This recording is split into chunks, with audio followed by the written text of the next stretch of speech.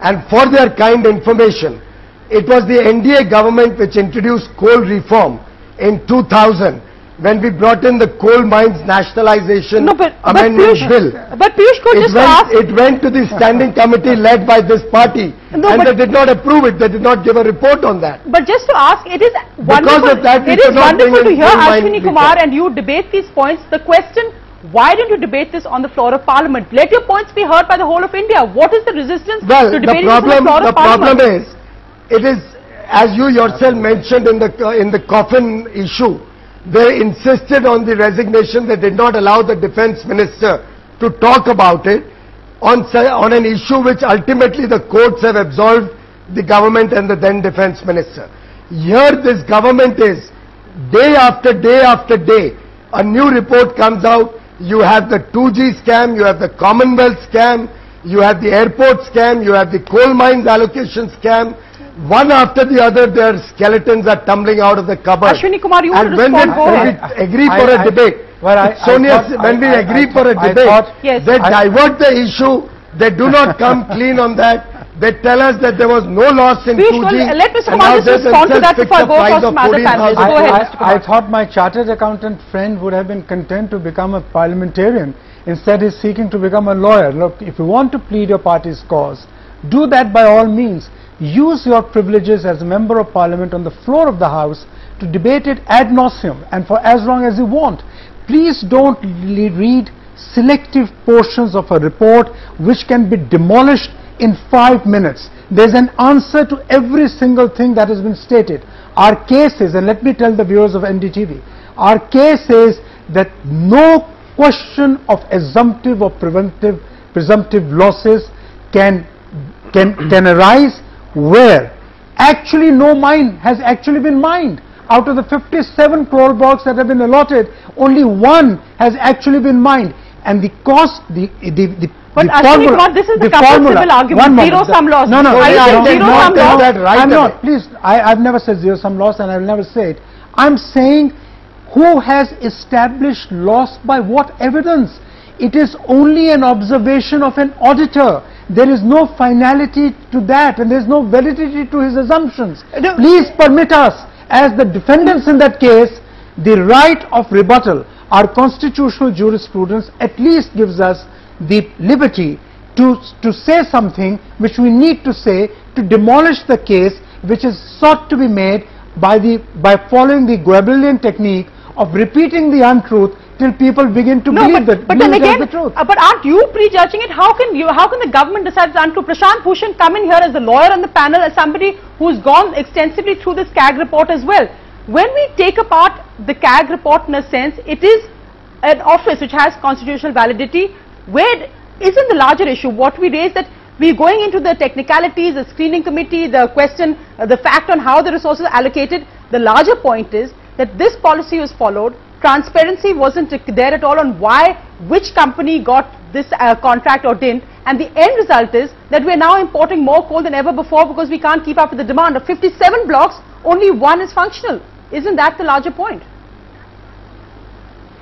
Well, whenever any issue of corruption is raised, the same arguments are trotted out, the same arguments that are being trotted out today to try and deal with this CAG report on coal blocks allocation were also trotted out regarding the 2G allocations. The Supreme Court rubbished each and every one of them. One of them was that this loss is presumptive, there is zero loss, etc. That was rubbished. Then it was said that this was done to provide for rapid and quick provision of telecom services at cheap rates. That was also rubbished. It was found that the companies who got spectrum at cheap rates in fact sold it to other companies at very high prices, pocketed the windfall gains, and the persons who provided the services got the spectrum at a high price. The money which should have come to the public exchequer went as windfall gains to them. So all these arguments were trotted out earlier, were all rubbished. But it is interesting to find that whenever such an issue arises, the BJP and the Congress are at each other's throat saying that you also did it, you are also doing this. It is true both the Congress and the BJP have been at this process of looting the country's natural resources together. Wherever the BJP has been in power, whether at the center or at the states, they have done exactly the same thing. Exactly the same thing is now being done by the Congress government at the center and at the states. This loot, even in this Colgate scam, the BJP chief ministers not only opposed the auction, but also recommended the allottees who should be given these allotments.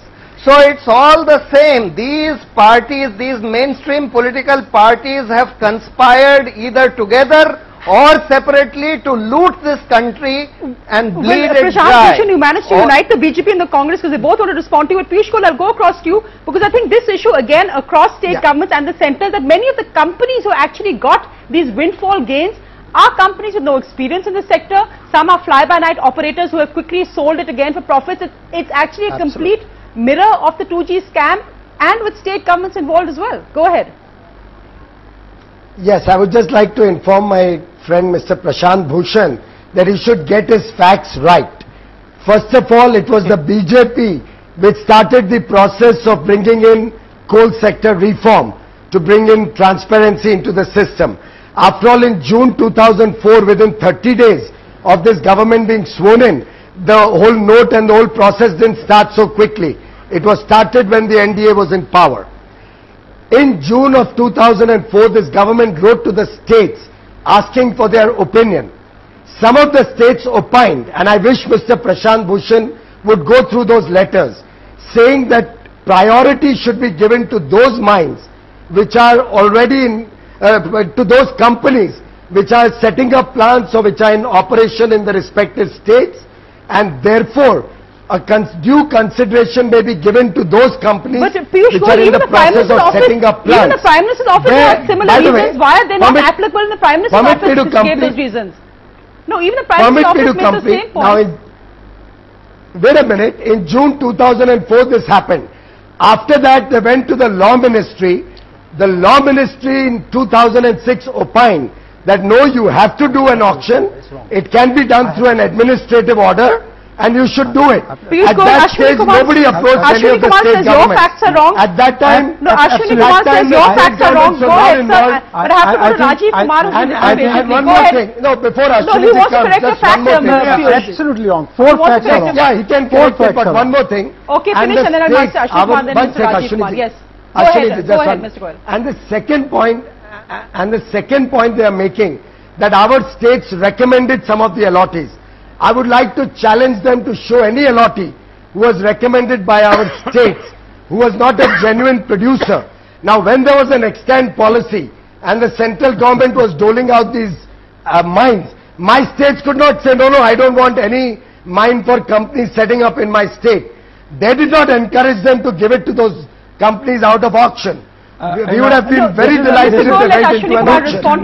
This is the problem. When a chartered accountant wants to become a lawyer, he ties himself in knots, and that's what my good friend has done. Now let me tell you, let me correct him on facts.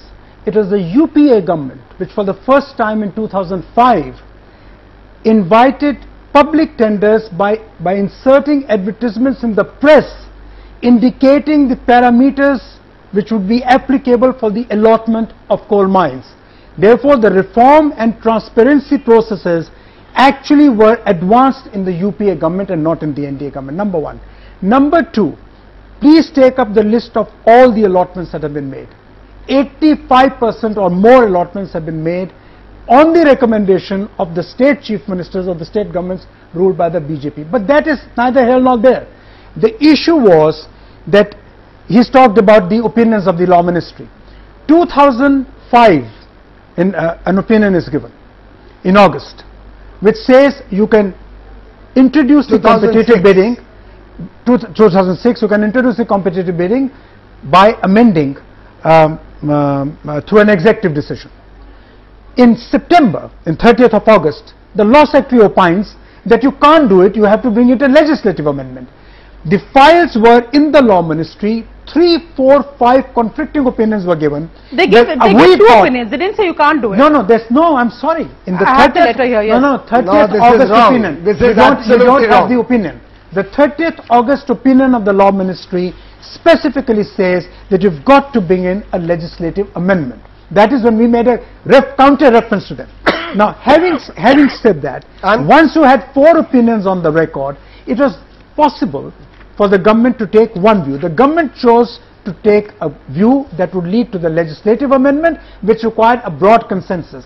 We went to the state governments again, said we will give you all the revenue that will generate. Only then we were able to get a consensus and we went in for the changes. As I said, I think the debate between you and Piyush Goyal is great. I wish it was also on the floor of the House, but let me go to the big picture. But I think he's again misleading the channel. I think the big picture is really key. No, Piyush Goyal, I think the big picture is the point here, and Rajiv Kumar, if you can come in on that. Prashant Bhushan making the point that the loot, because of connivance, he says, between different political parties and certain chosen private players. In that sense, the whole question of this nexus between government, private corporates, looting public resources belong to India is something, a charge which was made in the 2G scam as well. In that context, does corporate India fear that the larger stigma will bring the issue of policy paralysis? Will that be pushed to the back burner, considering, as I made the point, how dismal our current coal and power situation are, that we have power plants which can't function because we have no coal for them? Well, Sonia, I think it's really the sense of priority that we have here in our country, that the private sector, which is at the wrong end of all of this, is one, sort of just doesn't get a chance to speak or have a voice. And the other thing is that, it's really a question of giving the dog a bad name and hanging it.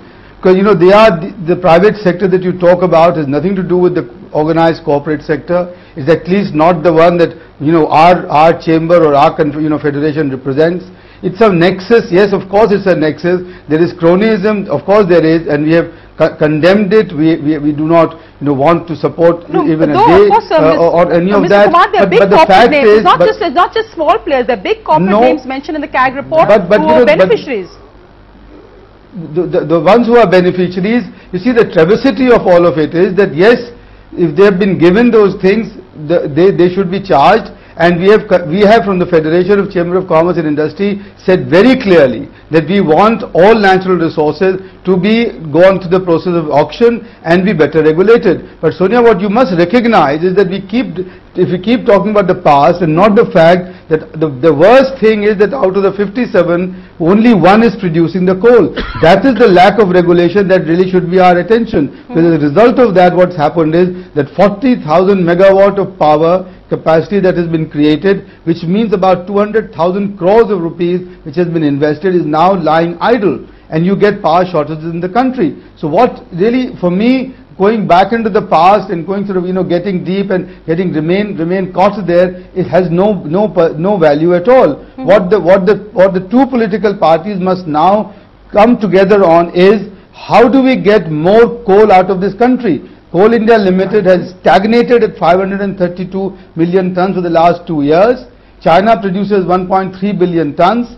Our power energy sector is short of coal supplies. We are importing, as you said, about 20 billion. We'll be importing 75 billion tons of coal when we are the fourth largest reserves. So the question is that, are we going to remain mired in old arguments in the past, calling each other names, playing the blame game, or are we wanting to get on with it and say what we need today is an urgent reform of the coal sector, denationalize the coal mining sector, amend the Nationalization Act, break up Coal India, bring in competitive and commercial production of coals, bring in the organized sector on the basis of a transparent process and a strong regulatory framework, which is what we need. Though of course it's so that public players have performed better. But public players have performed better than private players. You talk about denationalizing the coal sector, Mr. Kumar. But let me ask you, Piyush Goyal, to be frank here, would you say this is more about incompetence than corruption? Because again, it's easy to use the word corruption and loot, but when we look